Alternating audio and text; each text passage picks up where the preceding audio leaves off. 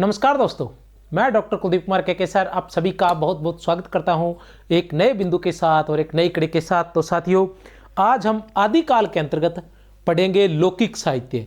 लौकिक साहित्य की बात करें तो ढोला मारूरा दुहा, कवि कल्लोल कृत, और उसके बाद हम बात करूं तो बसंत विलास, उसके बाद अगर मैं बात करूं तो अमीर खुसरो, उसके साथ साथ मैं बात करूं तो भट्ट केदार और मधुकर कवि की जो रचनाएं हैं। तो ये सारी रचनाएं जो है आज हम लौकिक साहित्य के अंतर्गत पढ़ने जा रहे हैं। लेकिन इस सबसे पहले मैं आपको एक बात बताना चाहता हूं कि अभी तक हम जो पढ़ चुके हैं वो आदिकाल के अंतर्गत हम जैसे आदिकाल को 6 भागों में बांटा गया, उसके अंतर्गत हम सबसे पहले सिद्ध साहित्य को पढ़ चुके हैं, फिर हम नाथ साहित्य को पढ़ चुके हैं, उसके बाद जैन साहित्य आ जाता है, जैन के बाद रासो साहित्य है, और रासो के बाद आज हम पढ़ने जा रहे हैं लौकिक साहित्य और फिर गद्य साहित्य। तो ये 6 विधाएं रहती है। इन सभी कल जो क्लास पूरी हो जाएगी उसके बाद इन सभी पर मैं एक शॉर्ट वीडियो लेकर आऊँगा, मतलब जिसमें एक ही वीडियो के अंदर इसका पूरा का पूरा सारांश रहेगा। तो आदिकाल सारांश नाम से वो रहेगी क्लास, तो वो भी आप जरूर देखें। पहले से एडवांस बुकिंग मैं करवा लेता हूँ आप सभी से, ठीक है ना।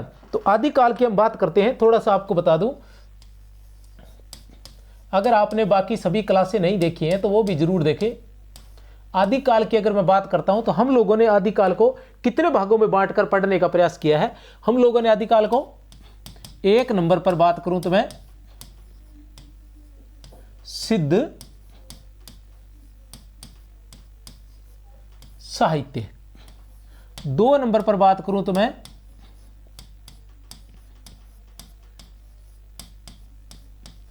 नाथ साहित्य, 3 नंबर पर मैं बात करता हूं तो जैन साहित्य, 4 नंबर पर मैं बात करता हूं तो रासो साहित्य,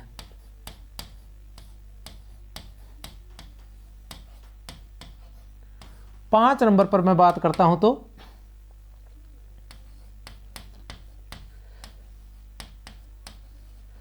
लौकिक साहित्य, 6 नंबर पर मैं अगर बात करूं तो गद्य साहित्य। इन 6 भागों में बांटकर हम आदिकाल को पढ़ सकते हैं। अब इसमें क्या है, थोड़ा सा कुछ बातें अलग हैं, वो मैं आपको बता दूं। क्या है अलग, कि जैसे सिद्ध साहित्य की बात करें तो कोई समस्या नहीं है, ठीक है ना। सिद्ध साहित्य के बारे में अलग अलग साहित्यकारों के अलग अलग विचार है, उसमें कोई समस्या नहीं आने वाली है। लेकिन साहित्यकार है वो वैसे के वैसे रहने वाले हैं। नाथ साहित्य तक भी ठीक है, ठीक है ना। उसके बाद मैं जैन साहित्य की बात करूं तो जैन साहित्य को हम वास्तव में जो जैन रचनाकार थे, ठीक है ना, जिन्होंने जैन धर्म से संबंधित ग्रंथ लिखे थे, तो वो 2 प्रकार के थे, धर्मोपदेशक और काव्य से संबंधित। तो इन जो ग्रंथ है इनको विभिन्न साहित्यकारों ने अलग अलग भागों में बांट दिया है। एक तो अपभ्रंश काव्य, जब हम अपभ्रंश काव्य की बात करते हैं तो इसमें भी आधे से अधिक जो जैन कवि हैं वो इसमें पढ़ते हैं हम अपभ्रंश काव्य में। अन्य अपभ्रंश रचनाएं तो पढ़ते ही हैं, इसके साथ साथ जैन कवि अधिकतर जो है अपभ्रंश काव्य में पढ़ लेते हैं आधे से अधिक। और कुछ पुस्तकों में क्या होगा कि एक साथ सभी जैन कवि एक साथ जैन काव्य का कहकर सारे जैन कवि जो है वो एक साथ ही आ जाएंगे। लेकिन कुछ पुस्तकों में अलग अलग बांटे गए हैं, तो उससे आपको ज़्यादा समस्या नहीं होने वाली है। दूसरा जो है उसमें जैन कवि रहेंगे, जैन साहित्य। तो जैन साहित्य में जो जिनका साहित्य इन हिंदी के अंतर्गत लिया गया है उनको जैन साहित्य में स्थान दिया गया है। जैसे डॉक्टर नगेंद्र का हिंदी साहित्य के इतिहास की हम बात करें तो जैन साहित्य में उनको जिनकी रचनाएं हिंदी के अंतर्गत आती है, अर्थात हिंदी भाषा के अंतर्गत जिस भाषा को हम लेते हैं उस भाषा से संबंधित है, वो रचनाएं जैन साहित्य में आती है, उन रचनाकारों की रचनाएं। और अपभ्रंश काव्य के अंदर जिनकी रचनाएं जो है अपभ्रंश से संबंधित थी वो अपभ्रंश काव्य के अंतर्गत आ जाते हैं। अब इनकी बात करें अपभ्रंश काव्य और जैन साहित्य की, ठीक है ना, अपभ्रंश काव्य और जैन साहित्य की। अपभ्रंश काव्य में क्या है कि जैसे हम बात करें कि जो रचनाएं आती हैं तो अपभ्रंश से संबंधित जो रचनाएं अपभ्रंश काव्य के अंतर्गत आती है तो उन सभी को, जैसे शुक्ल की बात करें तो शुक्ल ने तो काफ़ी सारी रचनाएं जो जैन नहीं है उनको भी माना है, लेकिन डॉक्टर नगेंद्र ने अधिकतर जैन कवि ही माना है। और हमने क्या किया, इन सभी को अलग अलग बांटा है। लेकिन आपने एक बात का ध्यान रखना है कि किसी भी तरह से, विशेषकर मैंने इस तरह से पढ़ाने का प्रयास किया है कि जो अपभ्रंश काव्य के अंदर जो भी जैन कवि आते हैं, जैसे हम बात करें कि स्वयंभू आ जाते हैं, तो स्वयंभू के बारे में हमें पूरी जानकारी होनी चाहिए बस, ठीक है ना। स्वयंभू के बारे में हमें एक तो हमें यह जानकारी होनी चाहिए कि अपभ्रंश कवि कौन कौन से, प्रमुख रूप से डॉक्टर नगेंद्र के अनुसार, वो हमें याद रखने हैं। दूसरा हमें क्या याद रखना है कि, ठीक है ना, बाकी जैन जो अपभ्रंश कवि कौन से हैं, और फिर उन अपभ्रंश कवियों के बारे में रखना है। अब वो चाहे किसी में जैन साहित्य में पूछे जाए, किसी में पूछे जाए, इससे हमें कोई समस्या नहीं होने वाली। रासो साहित्य ठीक है, कोई समस्या नहीं है। लौकिक साहित्य, अब लौकिक साहित्य की बात करें तो दो व्यक्ति आते हैं, जैसे एक तो आ गया भट्ट केदार और दूसरे आ जाते हैं मधुकर कवि। इनकी रचना है जयचंद्र प्रकाश और जय मयंक जस चंद्रिका। ये दो रचनाएं हैं इनकी अलग अलग। भट्ट केदार की हम कहें तो जयचंद्र प्रकाश है और मधुकर कवि की जय मयंक जस चंद्रिका है। तो ये जो रचनाएं हैं, वैसे डॉक्टर नगेंद्र के हिंदी साहित्य के इतिहास के अनुसार ये किस में आती है, लौकिक साहित्य के अंतर्गत आती है, लेकिन रामचंद्र शुक्ल ने इनको किस में दे रखा है, रासो साहित्य में इनको स्थान दे रखा है। तो इसमें भी हमें कोई सोचने की आवश्यकता नहीं है, हमें सिर्फ इतना ध्यान होना चाहिए कि भट्ट केदार की जो जयचंद्र प्रकाश है उसमें क्या लिखा गया है, और मधुकर कवि की जो जय मयंक चंद्रिका है उसमें क्या लिखा गया, बस इतना ही हमें ध्यान देना है। चलते हैं, तो आज हमारा नंबर आता है लौकिक साहित्य का। इससे पहले का साहित्य मैं पढ़ा चुका हूं सारा, आज लौकिक साहित्य का नंबर है। देखते हैं लौकिक साहित्य। लौकिक साहित्य की बात करूं तो सबसे पहले लौकिक साहित्य में ढोला मारूरा दूहा आती है। रचना की बात करते हैं तो ढोला मारूरा दूहा रचना आती है। अब इसके रचनाकारों की हम बात करते हैं तो अलग अलग रचनाकार माने गए हैं।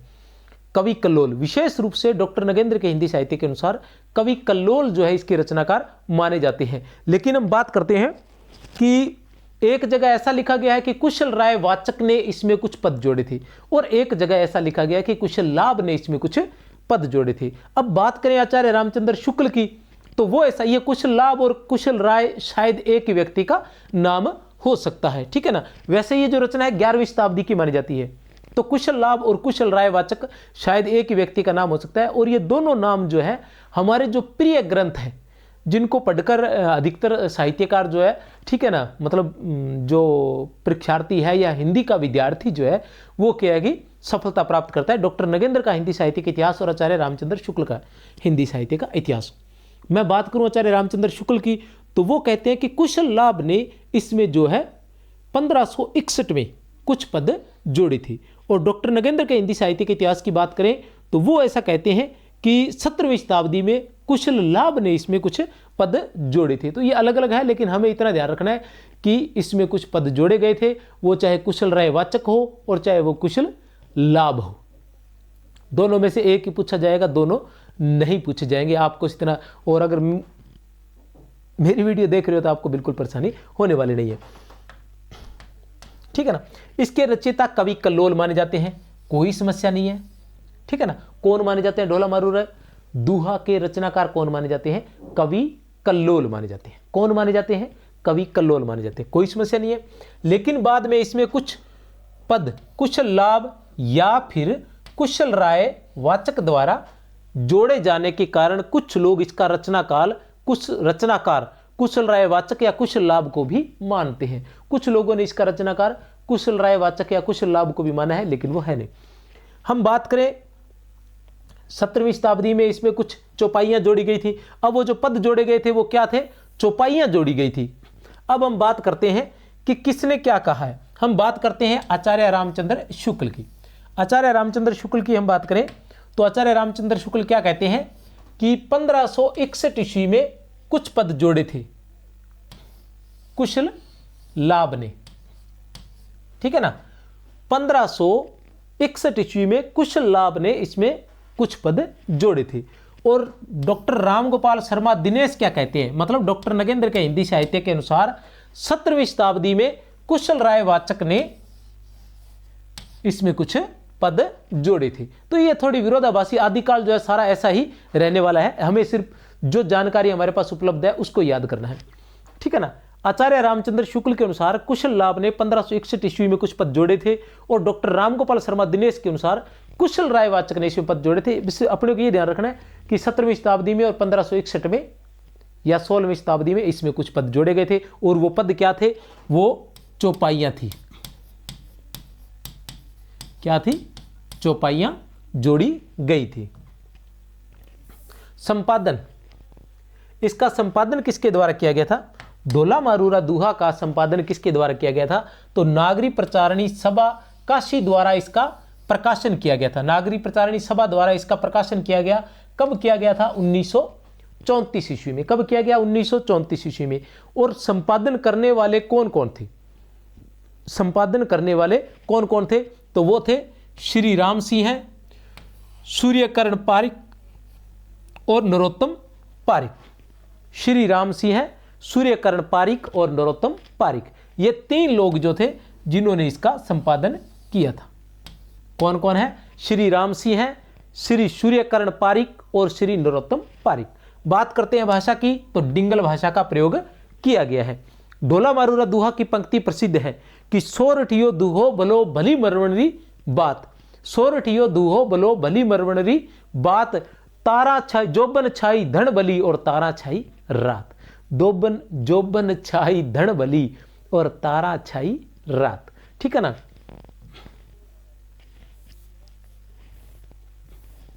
ढोला मारूरा दूहा किसकी कहानी है? ठीक है ना, किसकी कहानी है देख लेते हैं कि ढोला मारूरा दूहा में कछवाहा वंश के राजा नल के पुत्र ढोला, कछवाहा वंश के राजा नल के पुत्र ढोला और पिंगल के राजा, ठीक है ना, पुगल के राजा, सॉरी पुगल के राजा पिंगल, पुगल के राजा पिंगल की कन्या मारवणी, क्या है? मारवणी। ये याद रखना है, मारवणी और मालवणी। ठीक है ना। मारवणी तो जो थी इसकी बचपन की प्रेमिका थी, या बचपन में जिसके साथ विवाह हुआ था वो मारवणी थी। और मालवणी कौन सी थी? जिसके साथ युवावस्था में वर्तमान जो इसकी पत्नी बताई जाती है वो जो है मालवणी होती है। ठीक है ना। और वो जो जिसे बचपन से जो प्रेम कहानी है वो मारवणी के साथ है। लेकिन ढोला की जो पत्नी है, विवाह होने के बाद उसे अचानक याद आता है कि किस तरह से बचपन में उसका विवाह जो किसके साथ हो गया था? मारवणी के साथ हो गया था, और वो अभी भी उसके वियोग में पीड़ित है। तो इसलिए वो फिर घर से निकल जाता है मारवणी को लेने के लिए। ये सारी कहानी है। ठीक है ना। जब ढोला 3 वर्ष का था और मारवणी 1.5 वर्ष की, मारवणी 1.5 वर्ष की थी, तब दोनों का विवाह बाल विवाह कर दिया गया था। ढोला की जो पत्नी है वो मालवणी है, ये याद रख लेना। ढोला की पत्नी का नाम मालवणी है। ढोला की प्रेमिका या बचपन की पत्नी मारणी है। मोतीलाल मिनारिया के अनुसार 12वीं शती की रचना है, जिसके रचनाकार कवि कल्लोल है। बिल्कुल सही है, अपने भी कवि कल्लोल ही पढ़ा है, मोतीलाल मिनारिया भी इसको कवि कल्लोल ही मान रहे हैं। ठीक है ना। अब मैं बात करूं तो हमारे पास जो जानकारी आई है वो जानकारी हमारे तक इस तरह से आई है कि एक बात तो ये आई है हमारे सामने निकलकर कि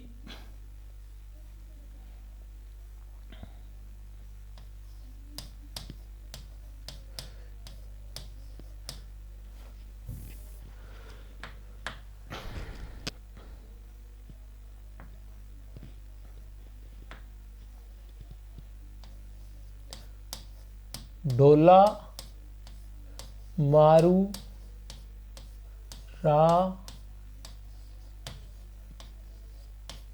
दूहा,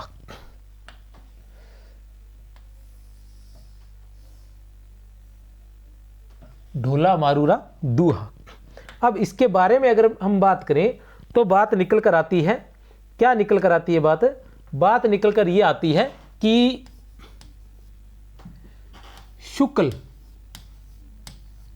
शुक्ल की हम बात करें तो 1561 ईस्वी, ठीक है ना।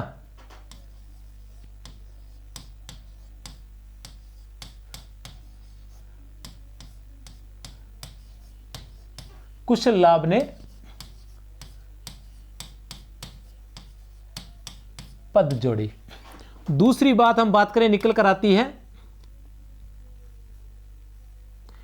दिनेश, राम गोपाल शर्मा दिनेश, याद रख लेना, डॉक्टर नगेंद्र के हिंदी साहित्य के अनुसार। अगर आप मुझसे पढ़ रहे हैं तो इतनी बार पढ़ा दिया है कि आपको याद हो गया होगा कि डॉक्टर नगेंद्र का जो हिंदी साहित्य का इतिहास है उसमें जो आदिकाल लिखा गया है वो डॉक्टर राम गोपाल शर्मा दिनेश द्वारा लिखा गया है। ठीक है ना। 17वीं शती में कुशल राय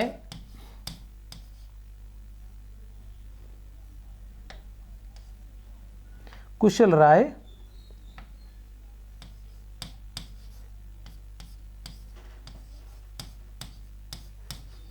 वाचक द्वारा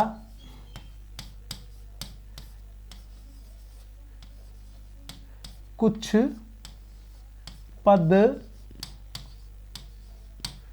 जोड़े गए। ठीक है ना, कुशल राय वाचक द्वारा कुछ पद जोड़े गए, इस बात को आप लिख सकते हैं। फिर मैं एक तथ्यात्मक जानकारी और बात करूं तो ढोला मारूरा दूहा है, ठीक है ना। रचनाकार की मैं बात करता हूं तो रचनाकार कौन है? रचनाकार की अगर मैं बात करूं तो रचनाकार कौन है?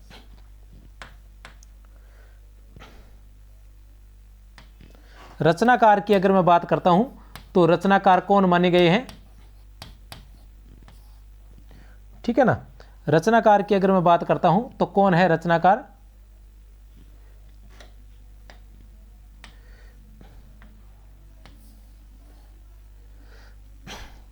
रचनाकार की मैं बात करता हूं तो कौन है रचनाकार? कवि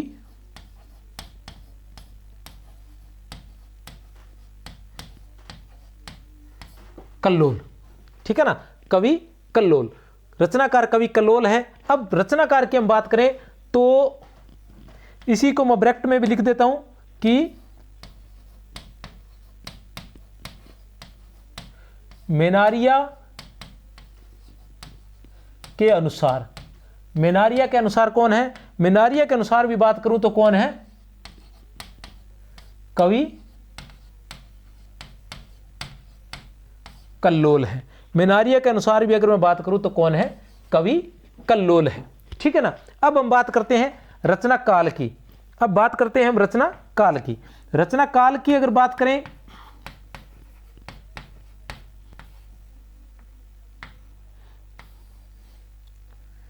रचना काल की हम बात करते हैं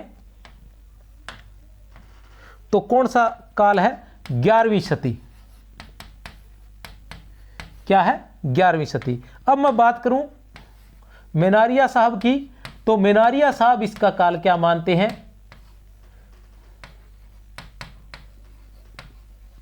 मेनारिया के अनुसार इसका जो काल है वो क्या है? 12वीं सदी है। ये सारी बातें हम अभी तक प्रमुख रूप से देख चुके हैं। शुक्ल के अनुसार ये सारी बातें देख चुके हैं। चलते हैं आगे। डॉक्टर रामगोपाल दर्श के अनुसार इसकी रचना 11वीं शताब्दी में हुई थी। ठीक है ना, अब इसी को भी नोट कर लेते हैं हम। 11वीं सदी, 11वीं सदी यहां आप लिख सकते हो, नगेंद्र भी लिख सकते हो और चाहो तो दिनेश भी लिख सकते हो। चलते हैं आगे।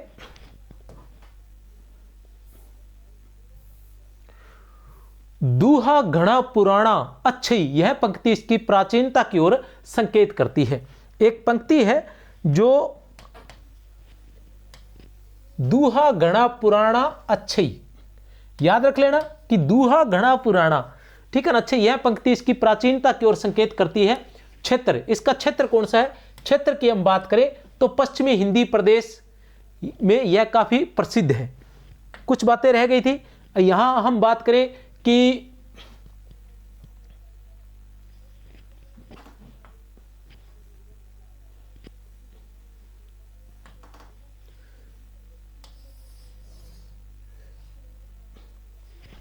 बात करते हैं हम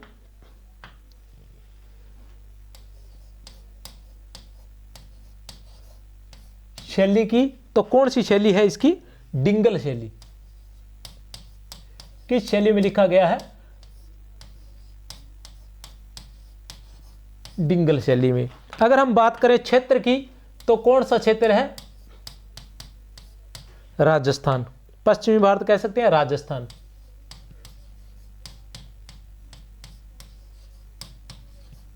ठीक है ना, क्षेत्र की बात करें तो इसका कौन सा क्षेत्र है? राजस्थान हम कह सकते हैं।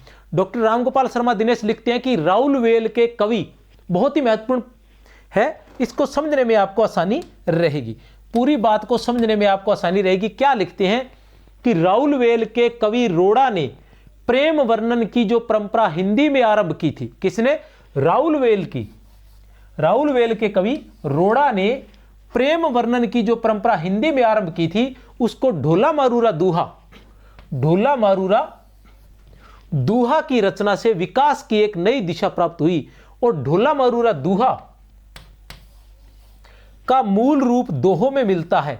मूल रूप जो है दोहों में मिलता है। यह श्रृंगार रस की जो परंपरा आरंभ करते हैं वह आगे चलकर बिहारी के काव्य में प्रतिफलित हुई है। आगे चलकर बिहारी के काव्य में प्रतिफलित हुई है। बहुत ही महत्वपूर्ण पंक्ति है, ध्यान रखें ये कथन, ठीक है ना, कि जो रोड़ा से श्रृंगार वर्णन की परंपरा प्रारंभ होती है वो क्या हुआ, ढोला मारूरा दोहा में उसका विकसित रूप मिला और आगे चलकर ये बिहारी में प्रतिफलित हुई थी। ऐसा कौन कहते हैं? डॉक्टर नगेंद्र के हिंदी साहित्य के इतिहास के अनुसार डॉक्टर रामगोपाल शर्मा दिनेश कहते हैं। बात करते हैं हजारी प्रसाद द्विवेदी की। हजारी प्रसाद द्विवेदी क्या कहते हैं कि इस पुस्तक को हेमचंद्र के व्याकरण से प्राप्त दोहों और बिहारी सतसई के बीच की कड़ी समझा जा सकता है। मतलब एक ही जैसी बातें हैं। देख लो, रामगोपाल शर्मा दिनेश या हजारी प्रसाद द्विवेदी कि क्या कह रहे हैं। इन्होंने क्या कहा है कि कवि रोड़ा से लेकर बिहारी के बीच में, कवि रोड़ा से लेकर बिहारी के बीच में, ठीक है ना। हजारी प्रसाद द्विवेदी क्या कहते हैं कि हेमचंद्र से लेकर बिहारी के मध्य की, ठीक है ना, हेमचंद्र से लेकर और बिहारी के मध्य, इस पुस्तक को हेमचंद्र के व्याकरण से प्राप्त दोहों और बिहारी सतसई के बीच की कड़ी समझा जा सकता है। बहुत ही महत्वपूर्ण है। इसी प्रकार के कथन पूछे जाते हैं, फिर मत कहना, ठीक है ना। अब हम बात करते हैं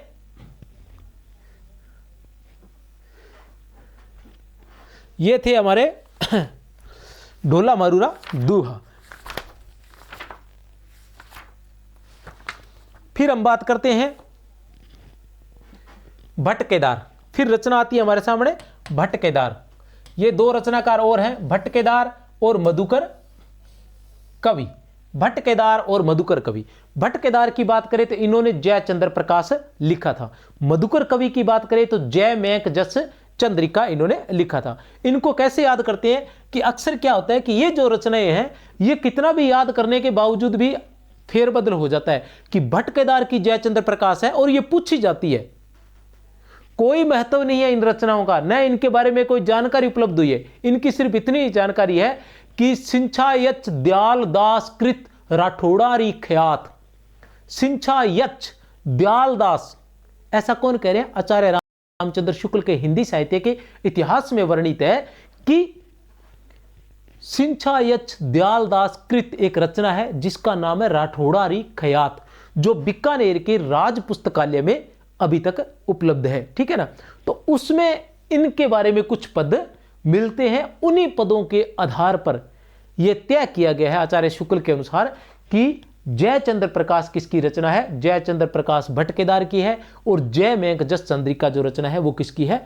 मधुकर कवि की है। तो ये रचनाएं बहुत महत्वपूर्ण है और पूछी जाती है, लेकिन ये याद नहीं होती है, फेरबदल हो जाता है कि किसकी क्या लिखी हुई है। तो इसके लिए एक छोटी सी ट्रिक है, बिल्कुल आसान सी। मेरी ट्रिकें बिल्कुल अलग रहने वाली है, तीर में तुक्के बिल्कुल नहीं लगने वाले।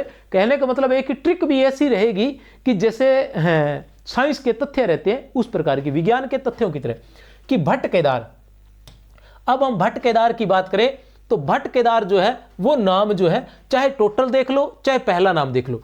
पहला हम भट्ट देखें तो ये छोटा है, इसका मधुकर कवि देखें तो भी ये बड़ा नाम है। अब भट्ट केदार छोटा है तो जो रचना का नाम छोटा है वो उसी की रहेगी। मधुकर बड़ा नाम है तो ये रचना का नाम भी बड़ा रहेगा। चाहे पूरा नाम देख लो, पूरा नाम अगर देखोगे तो भी कोई समस्या नहीं है। भट्ट केदार जो है टोटल कितना 5.5 वर्णों का। भट्ट तय आधा है ना, ठीक है, ध्यान लगा लेना। तो भट्ट केदार, ठीक है ना, तो 5.5 है और ये कितने का है? 6 का है। मधुकर कवि 6 वर्णों का है। तो ये जिसका नाम बड़ा उसकी रचना का नाम भी बड़ा, ठीक है ना। वो है ना वो अमिताभ बच्चन वाला गाना है ना, चलो छोड़ो।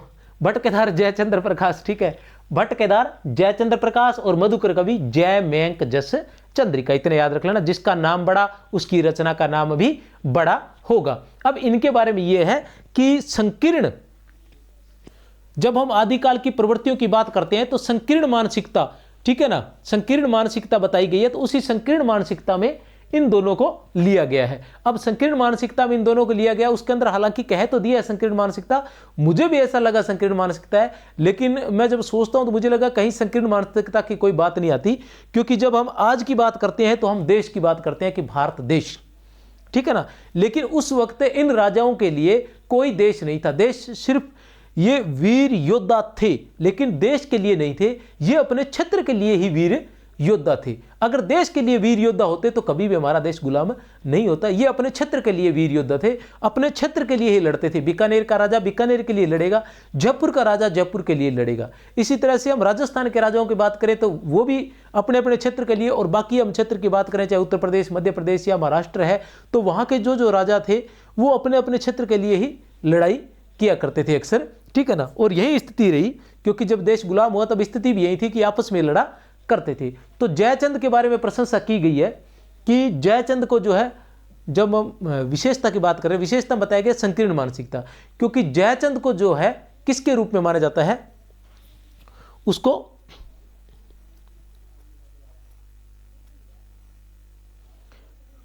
मतलब संकीर्ण मानसिक प्रवृत्ति के रूप में जयचंद को जाना जाता है। क्योंकि जयचंद ने क्या किया था, हमारे देश के लिए सबसे बड़ी समस्या थी कि जयचंद ने ही, इससे पहले देश पर हिंदुओं का शासन था, मुस्लिमों का शासन यहीं से शुरू हुआ था। क्योंकि जयचंद ने क्या किया था कि जयचंद ने अपमानित होकर, पृथ्वीराज चौहान से अपमानित होकर किसको आमंत्रित किया था युद्ध करने के लिए भारत पर, उसने आमंत्रित किया था मोहम्मद गोरी को आमंत्रित किया था पृथ्वीराज पर आक्रमण करने के लिए। क्योंकि पृथ्वीराज चौहान कहां का राजा था, पृथ्वीराज चौहान दिल्ली का शासक था, और जयचंद जब खुद पृथ्वीराज चौहान से नहीं जीत पाया तो उसने मोहम्मद गोरी को आमंत्रित किया था। इसलिए मानते हैं कि कहीं न कहीं भारत पर मुस्लिमों के आक्रमण या मान लो उनके शासन की जो प्रारंभ होना है वो इनकी वजह से हुआ था, तो इसलिए थोड़ा सा इनके बारे में अलग देखा जाता है। और ऐसे व्यक्ति के लिए बढ़ा चढ़ाकर लिखना भी थोड़ा संकीर्ण मानसिकता का प्रतीक नजर आता है। तो इसमें कन्नौज के राजा जयचंद की प्रशंसा बताई गई है, और जयमेघ जसचंद्रिका दोनों के अंदर कन्नौज के राजा जयचंद की प्रशंसा और शौर्य आदि की जो व्याख्याएं की गई है। कन्नौज के राजा जयचंद की प्रशंसा, अभी तक जयचंद्र प्रकाश और जयमेघ जसचंद्रिका का पता नहीं चला, किंतु सिंचा एच दयालदास कृत राठौड़ा रिख्यात में इन दोनों का वर्णन है। बच्चन के अनुसार जयचंद्र प्रकाश और जयमेघ जसचंद्रिका दोनों महाकाव्य है। बच्चन सिंह भी एक बात कहते हैं, वो ये कहते हैं कि ये दोनों महाकाव्य है। याद रख लेना क्या कि जयचंद्र प्रकाश और जयमेघ जसचंद्रिका को महाकाव्य किसने कहा है, महाकाव्य किसने कहा है, तो किसने कहा है, बच्चन सिंह ने कहा है। किसने कहा है महाकाव्य, बच्चन सिंह ने कहा है।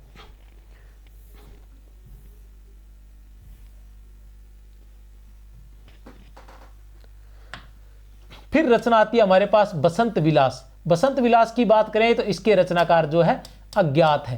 अब कन्नौज वाली बात एक बीच में रह गई थी, वो थोड़ा सा और बता दूं मैं। कन्नौज वाली बात ये थी, कन्नौज के राजा जो जयचंद थे उनके मित्र थे परमिर देव या परमाल देव, जिन पर हमने परमाल, ठीक है ना, परमाल रासो जिन पर रचना है ना, जिसे हम आलाखंड भी मानते हैं, जिसे हम आलाखंड कहकर भी बताते हैं। तो उस आलाखंड में परमाल रासो, परमाल की तरफ से, राजा परमाल की तरफ से जो लड़े गए थे, तो ये जयचंद के मित्र थे, और जयचंद की तरफ से पृथ्वीराज चौहान से भी इनकी लड़ाई चलती रहती थी। इसलिए तो एक साहित्यकार है, दिमाग से नाम निकल रहा है, ठीक है ना, उन्होंने क्या है कि जो परमाल देव के जो पक्षकार थे उनको क्या कहा है, उनको पांडव कहा है, उनको पांडव कहकर संबोधित किया है। और जो पृथ्वीराज चौहान के पक्षकार थे या पृथ्वीराज चौहान की सेना थी, उनको उन्होंने कौरव कहकर संबोधित किया है। क्या कहकर, कौरव कहकर संबोधित किया है। तो जो आला और उदल थे, कहीं न कहीं जो है परमाल रासो को, जैसे वाटरफील्ड जो है, वाटरफील्ड क्या कहते हैं कि परमाल रासो पृथ्वीराज रासो का ही एक अंश है। लेकिन बाद में हजारी प्रसाद द्विवेदी, अन्य जो है डॉक्टर नगेंद्र आदि क्या कहते हैं कि वो इसका अंश नहीं हो सकता। क्यों नहीं हो सकता उसका अंश, क्योंकि दोनों अलग अलग है। क्योंकि पृथ्वीराज रासो तो किसकी, पृथ्वीराज रासो तो जो है पृथ्वीराज चौहान की या चौहानों की वीर गाथा का वर्णन करते हैं। लेकिन जो परमाल रासो है वो किसकी, जो परमाल क्षेत्र के जो वीर है, आला और उदल की वीरता का वर्णन करते हैं। तो इसलिए दोनों बिल्कुल अलग है, दोनों की शैली भी बिल्कुल अलग है, ठीक है ना। तो इस तरह से ये जो है ये इसी से संबंधित बात है, इसलिए मैंने आपको बता दी, ठीक है ना। बात करते हैं बसंत विलास। 84 दोहों में रचित एक श्रृंगारिक काव्य है। कितने दोहों में? याद रख लेना, 84 दोहों में रचित एक श्रृंगारिक काव्य है। श्रृंगारिक काव्य है। बसंत और उसके स्त्रियों पर विलासपूर्ण प्रभाव का चित्रण किया गया है। बसंत और उसके स्त्रियों पर विलासपूर्ण प्रभाव का चित्रण इसमें किया गया। बसंत विलास में इसमें कितने दोहे हैं? इसमें 84 दोहे हैं। हम क्या चलते चलते कुछ बातें और बता दूं आपको, हम चलते चलते क्या पढ़ जाते हैं कि 84 दोहे हैं। क्या है? 84 दोहे हैं। तो हम क्या कहीं ना कहीं पढ़ रहे हैं, लेकिन पढ़ने के बावजूद भी हम गौर नहीं कर पाते हैं और पढ़ जाते हैं, और हमें ऐसा लगता है कि 84 दोहे पढ़ा है हमने, लेकिन वास्तव में 84 दोहे नहीं, हम 84 याद रखते हैं केवल। 84 तो याद रह जाता है, लेकिन दोहे है या क्या है? अब वहां जब पूछा जाता है कि बसंत विलास से संबंधित असंगत कथन है, तो एक लिखा जाता है यह 84, या मान लो यह चौपाई में रचित है, यह दोहों में रचित है। तो कहीं न कहीं हमारे दिमाग में 84 याद रह जाता है, लेकिन हम कंफ्यूज हो जाते हैं कि चौपाई थी या दोहे थे, ठीक है ना, चौपाई थी या दोहे थे। तो इस तरह से प्रत्येक चीज को गौर करते हुए पढ़ना है कि 84 दोहों में रचित एक श्रृंगारिक काव्य है। फिर आते हैं हमारे सामने अमीर खुसरो। हिंद की तूती के नाम से जाने जाने वाले अमीर खुसरो, खड़ी बोली के प्रथम कवि के रूप में जाने जाने वाले, ठीक है ना, अमीर खुसरो खड़ी बोली के प्रथम कवि के रूप में। खड़ी बोली का प्रथम महाकाव्य किसे माना जाता है? तो खड़ी बोली का प्रथम महाकाव्य माना जाता है प्रिय प्रवास को। किसको माना जाता है?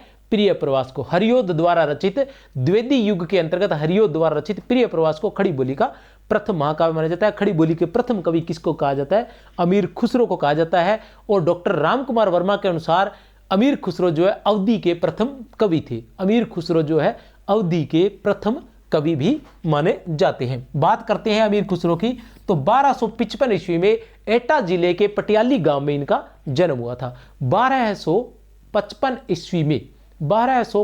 ईस्वी में एटा जिले के पटियाली गांव में इनका जन्म हुआ था। मृत्यु 1324 ईस्वी में हुई थी। मूल नाम जो इनका था अबुल हसन यमीनुद्दीन खुसरो। अबुल हसन यमीनुद्दीन खुसरो। और बात करें इनके गुरु की, तो निजामुद्दीन औलिया जो थे वो इनके गुरु थे, जिनकी मृत्यु पर इन्होंने कहा था कि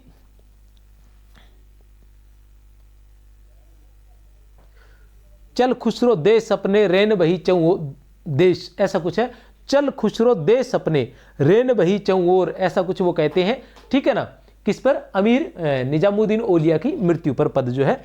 इनकी जो रचनाएं हैं, पहेलियां हैं, मुकरियां हैं, दो सुकने हैं। पहेलियां, मुकरियां, दो सुकने, उसके अलावा नुह सिपहर और खलित बारी और नुह सिपहर। पहेलियां, मुकरियां, दो सुखने, खलित बारी और नुह सिपहर। खलित बारी की हम बात करें तो ये अरबी फारसी का एक शब्दकोश है। खलित बारी की हम बात करते हैं तो वो अरबी फारसी का एक शब्दकोश है। बात करते हैं नुह सिपहर की, तो ये भारतीय बोलियों का वर्णन इसमें किया गया है। बात करते हैं नुह सिपहर की, तो इसमें भारतीय बोलियों का वर्णन किया गया। आपको याद रखना है पहेलियां, मुकरिया, दो सुखने। पहेलियां, मुकरिया, दो सुखने और उसके बाद नुह सिपहर। नुह सिपहर और खलित बारी। खलित बारी, खलित बारी क्या है? अरबी फारसी शब्दकोश है। और नुह सिपहर जिसमें भारतीय बोलियों का वर्णन किया है, तो नुह सिपहर जो है वो बहुत ही महत्वपूर्ण रचना है। इन्होंने लगभग 100 ग्रंथों की रचना की थी, जिसमें से 21-22 वर्तमान में उपलब्ध है। सितार और तबला का इन्होंने आविष्कार किया था। किसका?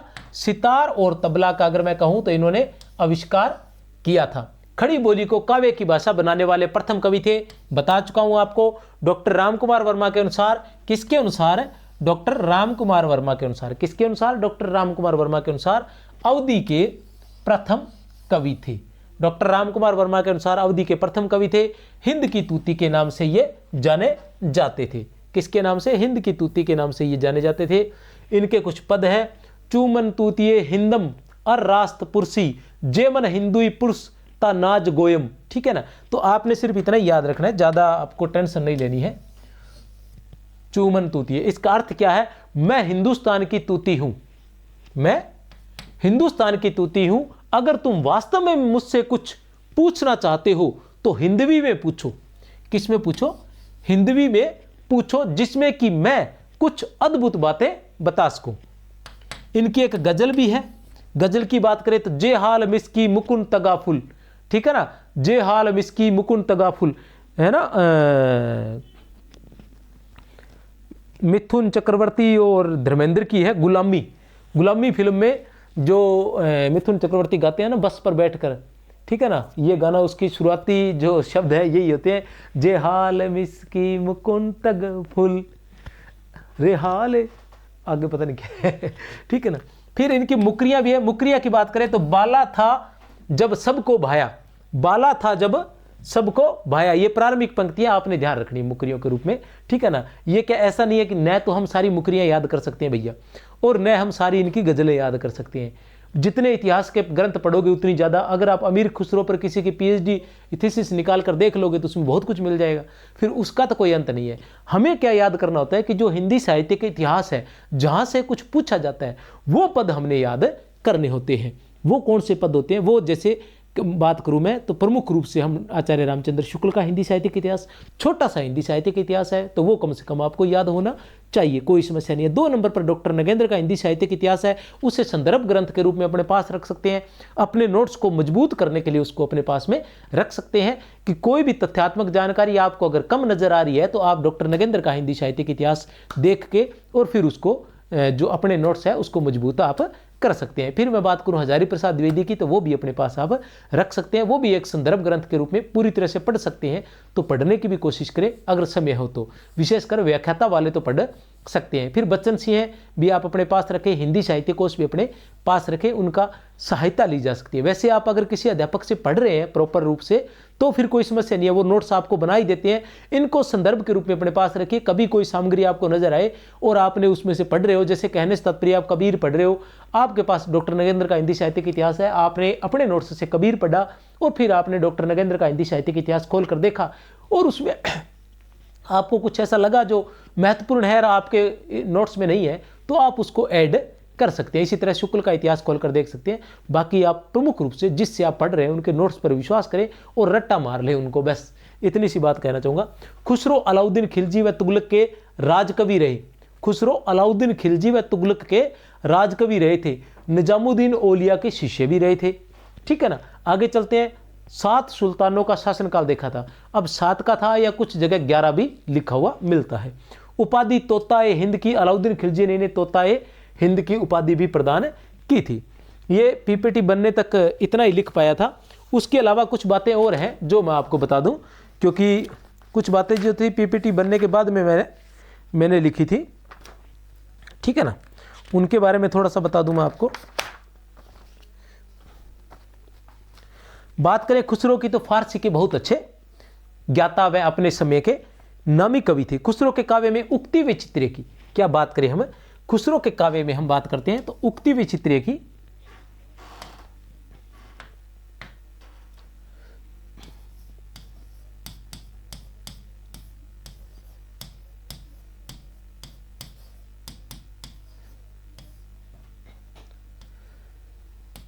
ठीक है ना, खुसरो के काव्य में उक्ति व चित्रीय मिलता है। अब हम बात करते हैं आचार्य रामचंद्र शुक्ल की। आचार्य रामचंद्र शुक्ल क्या कहते हैं वो भी देख लेते हैं। आचार्य रामचंद्र शुक्ल कहते हैं कि खुसरो के काव्य में 2 प्रकार की भाषा पाई जाती है। क्या कहते हैं आचार्य रामचंद्र शुक्ल? आचार्य रामचंद्र शुक्ल ये कहते हैं कि खुसरो के काव्य में 2 प्रकार की भाषा पाई जाती है। ठीक है ना। तो जो पहेलियां हैं, मुकरियां हैं और 2 सुकने हैं। ठीक है ना। कौन कौन सी?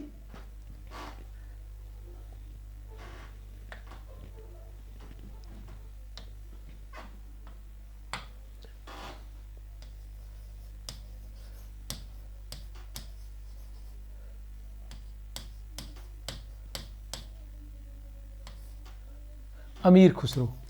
भाषा की बात करें तो जो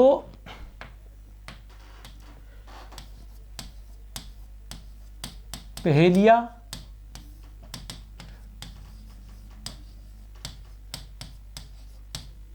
मुकरियां और दो सुखने,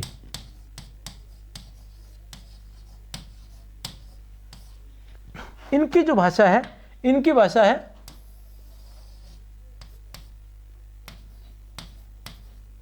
ठेठ खड़ी बोली। इनकी भाषा की मैं बात करूं तो ठेठ खड़ी बोली है, ठीक है ना। अमीर खुसरो की रचनाएं पहेलियां, मुकरियां, दो सुखने, इनकी अगर बात करूं तो इनकी ठेठ खड़ी बोली है। पर इनके जो गीत और दोहे हैं, ठीक है ना, 2 नंबर पर मैं बात करता हूं कि गीत और दोहे, इनके जो गीत व दोहे हैं, इनकी जो भाषा है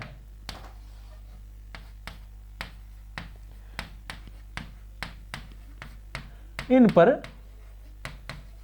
ब्रज भाषा का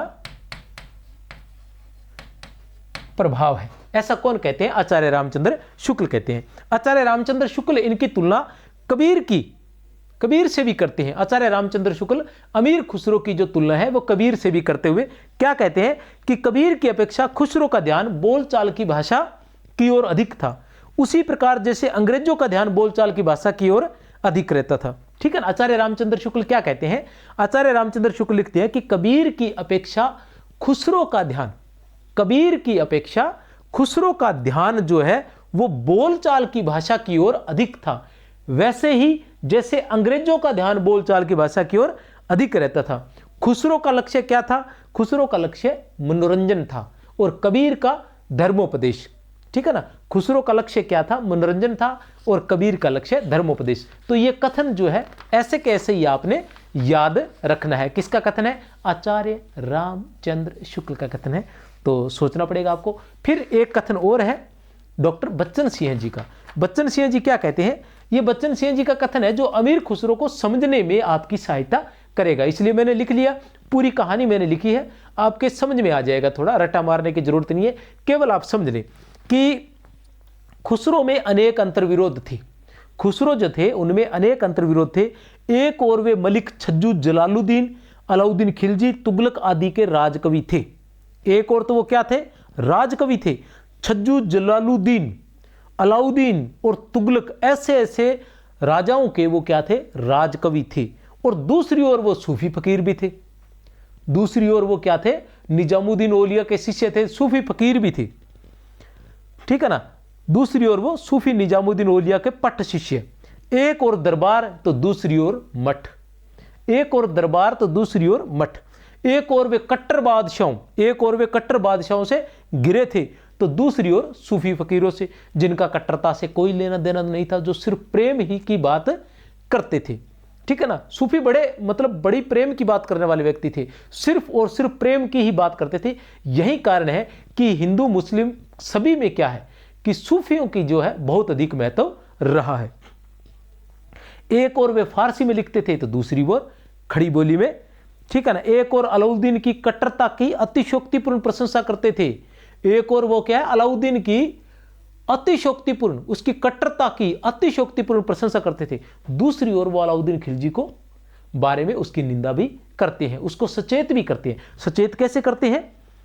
मुल्क ए दिल कर दी खरावज, मुल्क ए दिल कर दी खरावज तीरे नाज, मुल्क ए दिल कर दी खराज तीरे नाज, बदरी वीरान सुल्तानी हनोज। अर्थात तूने हृदय के देश को अपनी नाज की तलवार से उजाड़ डाला, तूने हृदय के देश को अपनी नाज की तलवार से उजाड़ डाला, अब इस वीराने में सुल्तान बनकर बैठा है। तो वो उसको सचेत भी करते हैं।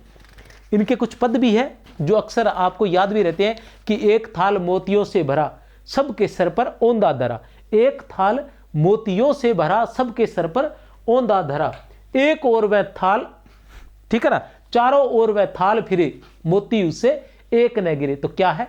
आसमान।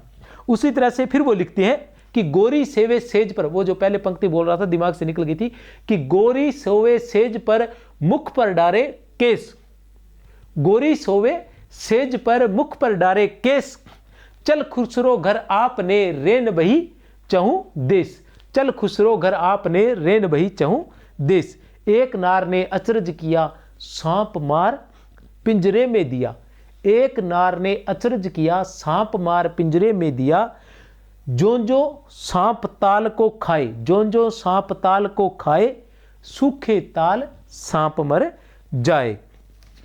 तो ये कुछ अर्थ तो इसका बूझेगा मुँह देखे तो सूझेगा दर्पण है, ये अमीर खुसरो थे। तो आज हमने गद्य साहित्य के बारे में पढ़ा। उम्मीद करता हूँ आप सभी को क्लास पसंद आई होगी, ठीक है ना। इसी के साथ मैं आप सभी को बता दूं कि ये जो PDF है हमारे संकुल मार्गदर्शन के नाम से अपना ऐप भी है, आप प्ले स्टोर से उसको डाउनलोड कर सकते हो।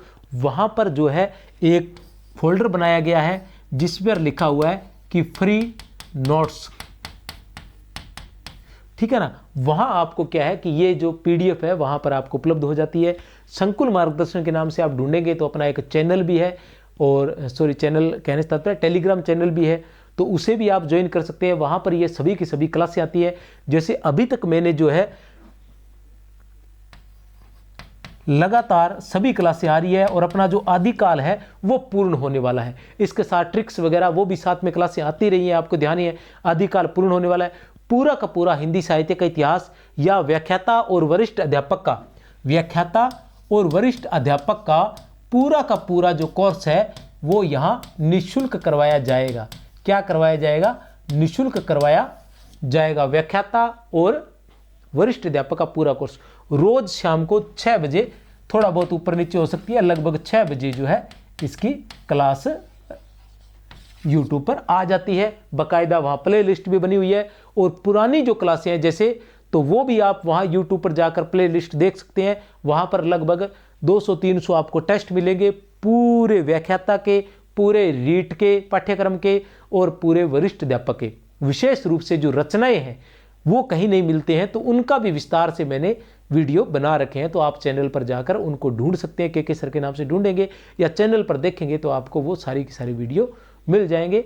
तो आप सभी का बहुत बहुत धन्यवाद और जय हिंद, जय भारत।